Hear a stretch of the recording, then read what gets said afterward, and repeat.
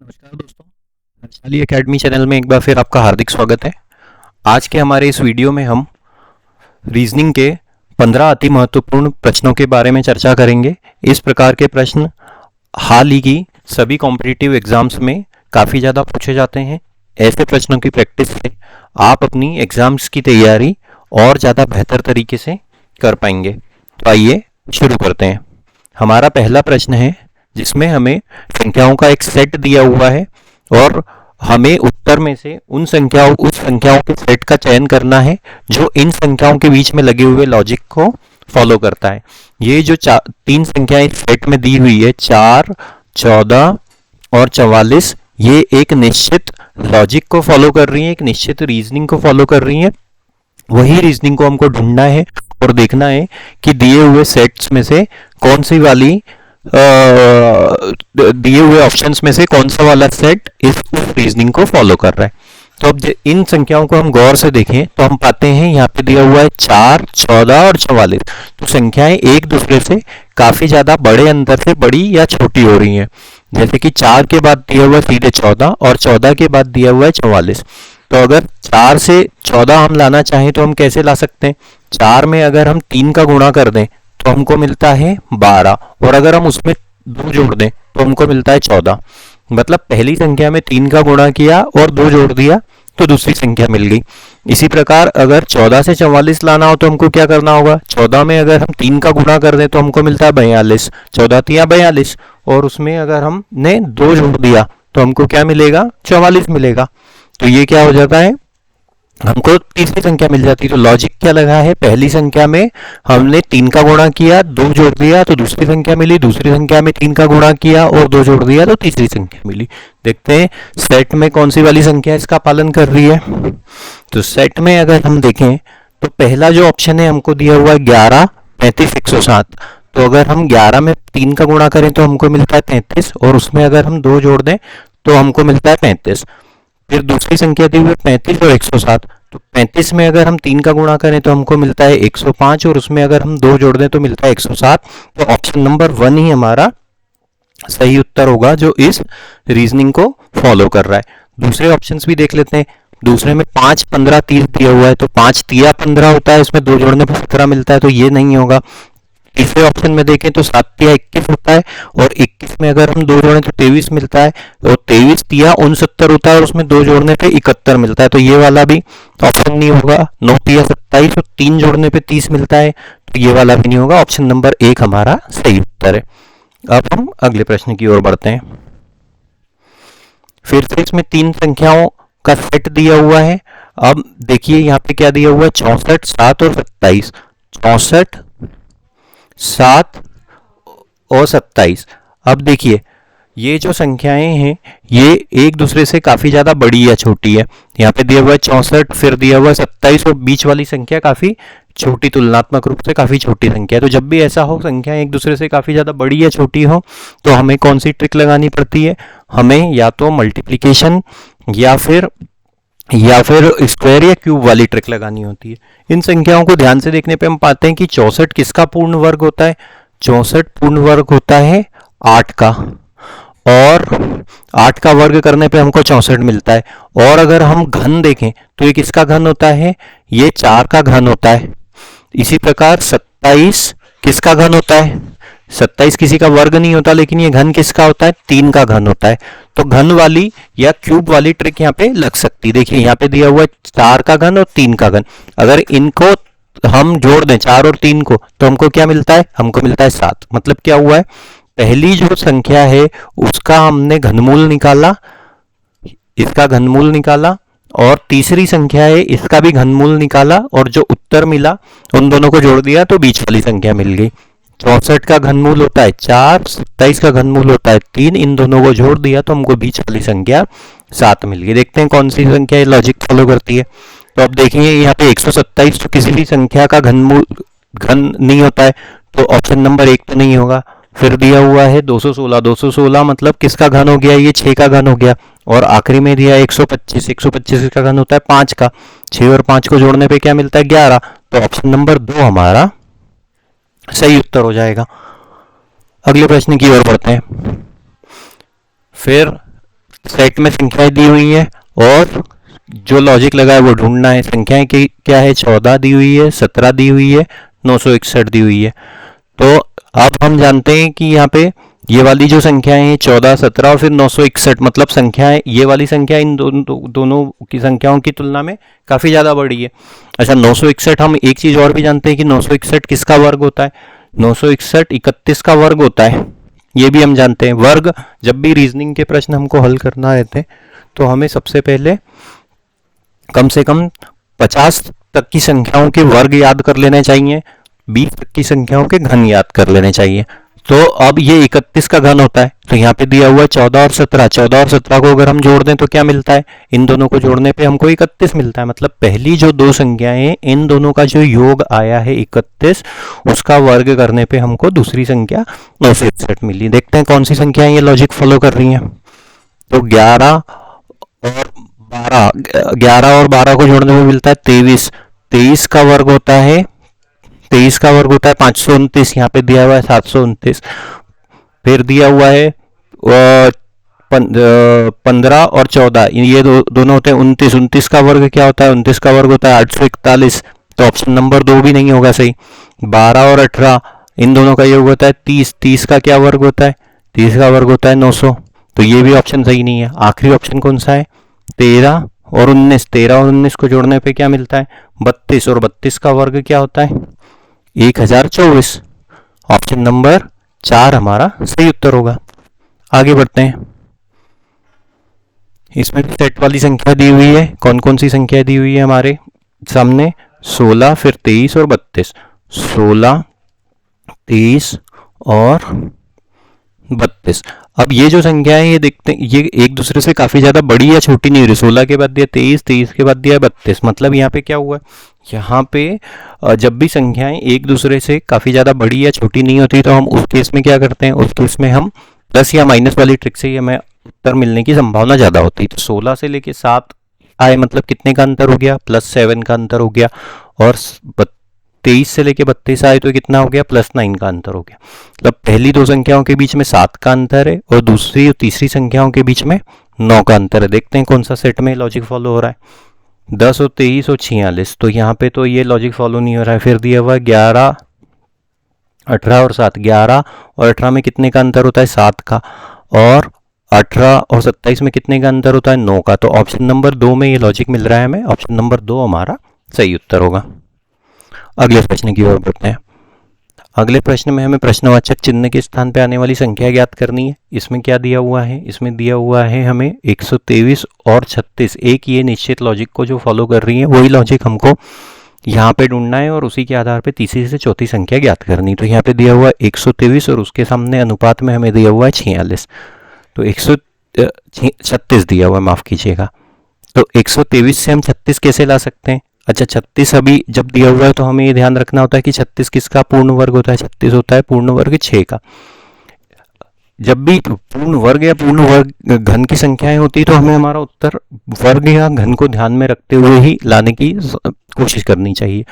तो 123 से 36 हम कैसे ला सकते हैं, अगर हम इसको 6 के वर्ग के रूप में लिख दें कि 123 को 6 के वर्ग। अब 123 से 6 कैसे ला सकते हैं, अगर हम इन तीनों की संख्याओं को जोड़ दें, 1 धन 2 धन 3 कर दें तो हमको कितना मिलता है, हमको मिलता है 6, और 6 का वर्ग करने पे हमको मिलता है 36। मतलब क्या लॉजिक लगा है कि पहली जो संख्या है उसके सभी अंकों को जोड़ा गया और उनका वर्ग किया गया तो हमें दूसरी संख्या मिलती है। अब इसी प्रकार यहाँ पे कौन सी संख्याएं दी हुई है, 221।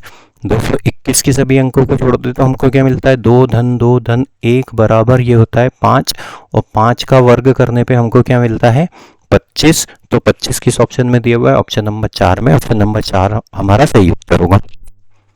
आगे बढ़ते हैं। फिर यहाँ पे क्या दिया हुआ है, यहाँ पे दिया हुआ है 6 और 29 में जो संबंध है वही उसी संबंध से हमको तीसरी संख्या के माध्यम से चौथी संख्या ज्ञात करनी। तो अब 6 और उसके सामने अनुपात में दिया हुआ है 29। 6 से हम 29 कैसे ला सकते हैं, 6 में अगर हम 5 का गुणा करें तो हमको मिलता है 30, और उसमें अगर हम 1 घटा दें तो हमको मिलता है 29। तो जब भी किसी गुणनफल के आसपास संख्या होती है, जैसे 6 के पास में कौन सी संख्या होती है, मतलब 6 से 29 जाने के लिए हम दो तरीके से जा सकते हैं कि या तो हम 6 में 4 का गुणा करें और 5 जोड़ दें, एक ये भी ऑप्शन हो सकता है, दूसरा ऑप्शन ये भी हो सकता है, और एक ऑप्शन ये 6 में 5 का गुणा करके 1 घटा दें, ये भी ऑप्शन हो सकता है।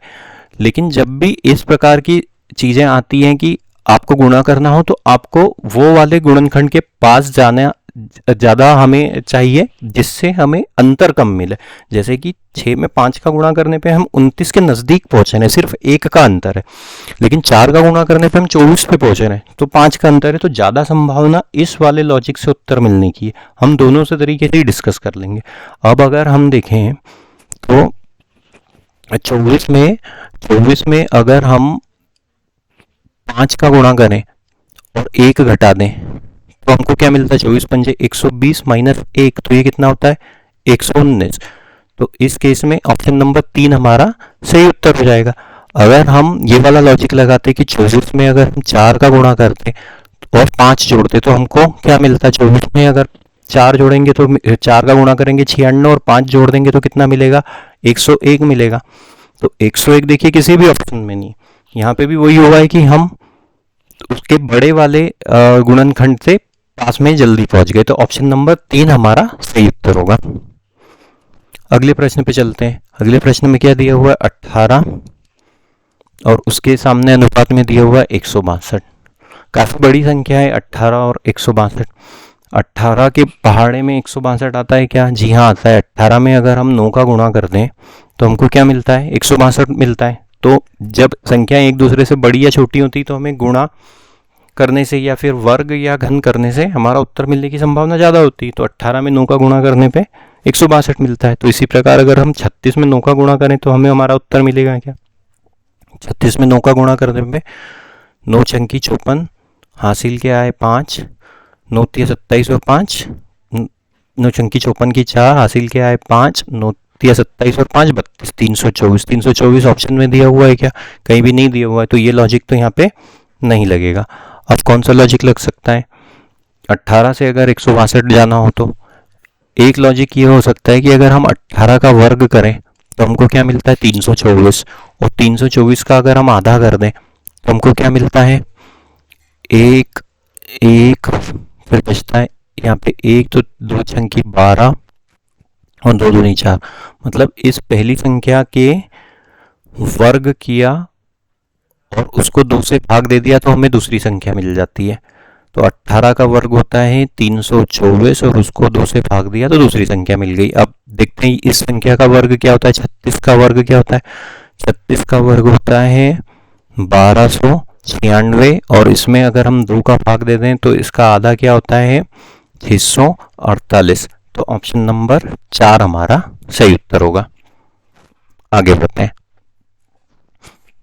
फिर से हमें प्रश्नवाचक चिन्ह के स्थान पे आने वाली संख्या ज्ञात करनी है। 5 के सामने अनुपात में दिया हुआ है 100। तो अब कौन कौन से लॉजिक लगेंगे, यहाँ पे संख्याएं काफी बड़ी है तो मल्टीप्लाई या फिर स्क्वायर या क्यूब से ही हमें हमारा उत्तर मिलेगा। 5 के सामने अनुपात में दिया हुआ है 100, तो कैसे मिल सकता है ये, इसमें सीधे हम 20 का गुणा कर दें तो हमको 100 मिल सकता है। तो 7 में 20 का गुणा करने पे क्या आता है, 140 आता है। 140 है क्या कहीं उत्तर में, नहीं है, तो ये वाला लॉजिक तो यहाँ पे नहीं लगेगा। तो मल्टीप्लाई वाला लॉजिक तो नहीं लगा। अब दूसरा लॉजिक स्क्वायर या क्यूब वाला लग सकता है। तो अगर हम 5 का वर्ग करें तो हमको क्या मिलता है, 5 का वर्ग करने पे हमको मिलता है 25, और 25 में अगर हम 4 का गुणा कर दें तो क्या मिलता है 100, मतलब इस संख्या का वर्ग किया और उसमें 4 का गुणा कर दिया तो दूसरी संख्या मिल गई। तो अब 7 का वर्ग करने पे हमको क्या मिलता है, 7 का वर्ग करने पे मिलता है 49, और 49 में अगर हम 4 का गुणा कर दें तो क्या मिलता है 196। ऑप्शन नंबर 2 हमारा सही उत्तर हो जाएगा। आगे बढ़ते हैं। अब ये इंग्लिश के अल्फाबेट से संबंधित प्रश्न दिया हुआ है। इसमें क्वेश्चन मार्क के स्थान पे आने वाली संख्या ज्ञात करती। जब भी अल्फाबेट का समूह दिया हुआ हो या फिर अंग्रेजी के लेटर्स दिए हों तो हमें प्लेस वैल्यू का काफ़ी ज़्यादा ध्यान रखना चाहिए। प्लेस वैल्यू से हमें हमारा उत्तर मिलने की संभावना बहुत ज़्यादा होती है। तो अब यहाँ पे हमें क्या दिया हुआ है, B, C, F, E, और उसके सामने अनुपात में क्या दिया हुआ है, HILK। इनकी प्लेस वैल्यू लिख लेते हैं। B की होती है 2, C की होती है 3, F की होती है 6 और E की होती है 5। H की प्लेस वैल्यू होती है 8, I की होती है 9, L की 12 और इसकी होती है 11। अब इनका अंतर निकाल लेते हैं। तो यहाँ पे अंतर की जगह हम इसको ऐसे देखते हैं। यहाँ पे देखिए 2 से लेके 3 दिया हुआ है और 6 से लेके 5 दिया हुआ है। यहाँ पे दिया हुआ है 8 से लेके 9 और 12 से लेके 11। मतलब एक एक संख्या यहाँ पे +1 हुआ है और इन दोनों लेटर्स के बीच में -1 हुआ है। यहाँ पे भी +1 हुआ है और इन दोनों लेटर्स के बीच में -1 हुआ है। तो अब इधर क्या दिया हुआ है, NO, यहाँ पे +1 हुआ और QR मतलब यहाँ पे भी -1 हुआ। तो कौन कौन सा लेटर समूह ये फॉलो कर रहा है, तो T और U। पहले ऑप्शन में XT दिया हुआ है, तो T की प्लेस वैल्यू होती है 20 और X की होती है 24। तो ये वाला तो लॉजिक यहाँ पे नहीं लगेगा। TX यहाँ पे भी नहीं है पहले ऑप्शन में, तो दूसरे ऑप्शन में भी नहीं होगा। फिर क्या हो दिया हुआ है TU, तो T की प्लेस वैल्यू होती है 20, U की होती है 21, तो TU तो सही है, यहाँ पे +1 हुआ। अब उसके बाद क्या चाहिए हमको, -1 चाहिए। तो एक में दिया है XW, एक में दिया है WX।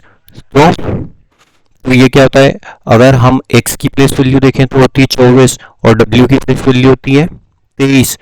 तो हमको -1 करना है तो 24 को पहले लेना पड़ेगा और 23 को बाद में लेना पड़ेगा जब भी -1 होगा। 24 मतलब X और 23 मतलब W।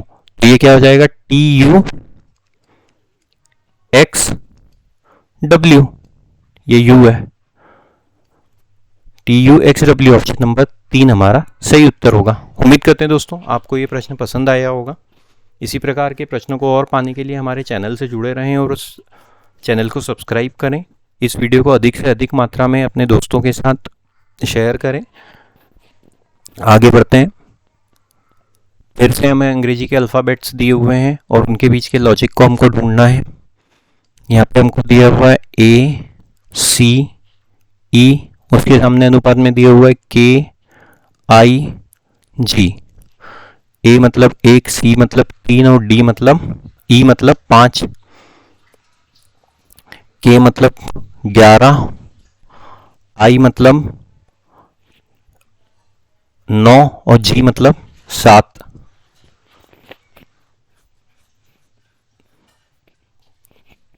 क्या लॉजिक लगा हुआ है इनके बीच में, ये देखिए।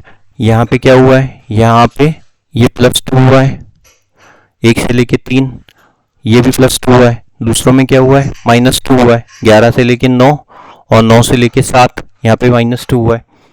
देखते हैं ये वाले शब्द में क्या दिया हुआ है, MOQ। M मतलब 13, O मतलब 15 और Q मतलब 17। यहाँ पे +2 हुआ है। 13 से लेके 15 मतलब +2, 15 से लेके 17 मतलब +2। अब हमको -2 वाला लॉजिक यहाँ पे ढूंढना है ऑप्शंस में से। तो W सभी ऑप्शंस में, तो W की क्या प्लेस वैल्यू होती है, W की प्लेस वैल्यू होती है 23। अब -2 करेंगे 21 और उसके बाद -2 करेंगे तो 19। तो 21 पे क्या आता है, U आता है और 19 पे आता है S। तो WUS ये कौन से ऑप्शन में, ये ऑप्शन नंबर 1 में। काफ़ी ज़्यादा सरल सवाल था। इस प्रकार के जब भी प्रश्न आए तो हमें बस सबसे पहले हमें अंग्रेजी की जो वर्णमाला की प्लेस वैल्यू होती है सीधे तरीके से A से लेके Z तक और उल्टे तरीके से Z से लेके A तक, ये अच्छे से बिल्कुल याद होनी चाहिए। तो ये इस प्रकार के प्रश्न हम काफ़ी आसानी से कर सकते हैं। आगे बढ़ते हैं।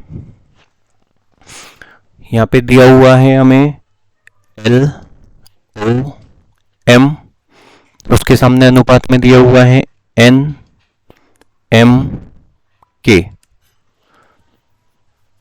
L मतलब 12, O मतलब 15 और M मतलब 13। इसी प्रकार N मतलब 14, M मतलब 13 और के मतलब 11। क्या यहाँ पे लॉजिक लग रहा है, ये हमको देखना है। तो अगर हम देखें तो यहाँ पे क्या हुआ है, अगर हम ऐसे हॉरिजॉन्टल इनका लॉजिक ढूंढने की कोशिश करें तो 12 से लेके 15 मतलब 3 का अंतर है, और 15 से लेके यहाँ पे 2 का अंतर है। लेकिन यहाँ पे देखें तो 14 और 13 में एक ही का अंतर है। वर्टिकली ढूंढने की कोशिश करते हैं तो यहाँ पे क्या हुआ, +2 हुआ, यहाँ पे -2 हुआ, और यहाँ पे भी -2 हुआ। तो अब क्या हो जाएगा, P के I, P मतलब 16, K मतलब 11 और I मतलब 9। तो लॉजिक क्या था, पहले वाले में +2 तो यहाँ पे हो जाएगा 18, दूसरे वाले में -2 तो यहाँ पे हो जाएगा 9, और इसमें भी -2 तो 9 से हो जाएगा 7। 7 मतलब G, 9 मतलब I, और R मतलब 18 मतलब R। तो RIG ऑप्शन नंबर 3 हमारा सही उत्तर हो जाएगा। आगे बढ़ते हैं। यहाँ पे क्या दिया हुआ है, RP, उसके सामने दिया हुआ है अनुपात में WZ। R मतलब 18, T मतलब 20, W मतलब 23 और Z मतलब 26। हॉरिजॉन्टल लॉजिक में यहाँ पे +2 है 18 से 20, लेकिन यहाँ पे +3 हुआ है, तो वर्टिकल लॉजिक लगा लेते हैं। तो यहाँ पे क्या दिया हुआ, 18 से 23 मतलब +5, और 20 से लेके 26 मतलब +6। तो PR दिया हुआ है, P मतलब 16 और R मतलब 18। तो +5 18, तो ये हो जाएगा 21, और ये हो जाएगा +6 मतलब 18 से ये हो जाएगा 24।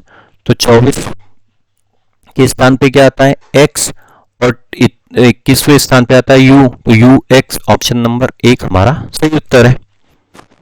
आगे बढ़ते हैं। यहाँ पे दिया हुआ अंग्रेजी के लेटर्स दिए हुए हैं और नंबर्स दिए हुए हैं। तो लेटर्स हैं IC, और उसके सामने अनुपात में दिया हुआ है 6। I मतलब 9 और C मतलब 3।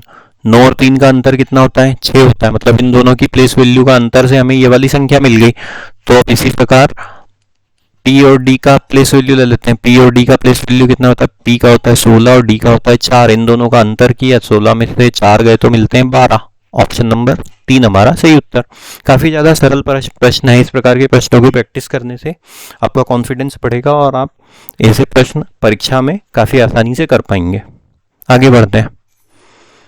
फिर से बहुत ज़्यादा सरल सवाल है, आप बहुत आसानी से कर पाएंगे। n की प्लेस वैल्यू होती है 14, m की प्लेस वैल्यू होती है 13। तो इनकी प्लेस n गुणित m था, तो इनकी प्लेस वैल्यू का भी गुणा कर दिया, 14 गुणित 13। तो x की प्लेस वैल्यू होती है 24 और z की प्लेस वैल्यू होती है 26। तो 24 गुणित 26 ऑप्शन नंबर 3 हमारा सही उत्तर है। आगे बढ़ते हैं। हाँ, अब इसमें क्या दिया हुआ है, f के सामने अनुपात में 216 और l के सामने क्या आएगा ये ज्ञात करना है। f और 216, 216 किसका पूर्ण घन होता है, पूर्ण घन होता है 6 का। f की प्लेस वैल्यू क्या होती है 6, मतलब जो लेटर दिया हुआ है उसकी प्लेस वैल्यू का घन किया गया है। f की प्लेस वैल्यू का 6 होती है, 6 का घन। तो यहाँ पे दिया हुआ है l मतलब प्लेस वैल्यू होती है 12, 12 का घन क्या होता है, 12 का घन होता है 1728। ऑप्शन नंबर 2 हमारा सही उत्तर होगा।